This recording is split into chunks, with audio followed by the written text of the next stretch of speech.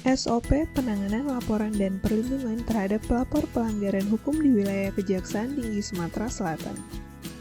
Materi pelaporan: 1. Tindak pidana, 2. Melanggar disiplin pegawai negeri sipil, dan ketiga melanggar kode etik pegawai negeri sipil, kode perilaku jaksa atau kode perilaku jabatan fungsional atau profesi lainnya. Mekanisme pelaporan: 1. Sebagai pegawai yang melihat atau mengetahui adanya dugaan pelanggaran hukum dapat melaporkan kepada unit penanganan pelaporan. 2. Laporan pelanggaran hukum disampaikan melalui sarana elektronik atau non-elektronik yang dikelola oleh petugas yang ditunjuk oleh Ketua Unit Penanganan Pelaporan.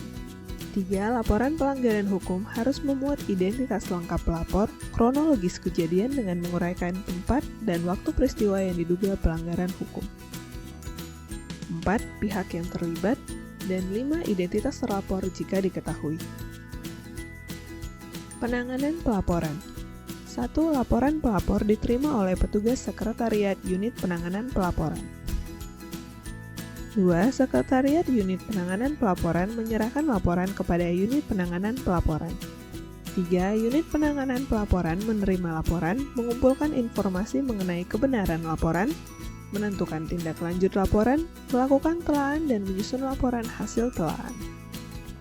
4. Dalam hal laporan hasil telaan berupa dugaan pelanggaran hukum, laporan diteruskan ke bidang tindak pidana khusus atau instansi penegak hukum lainnya sesuai dengan ketentuan peraturan perundang-undangan.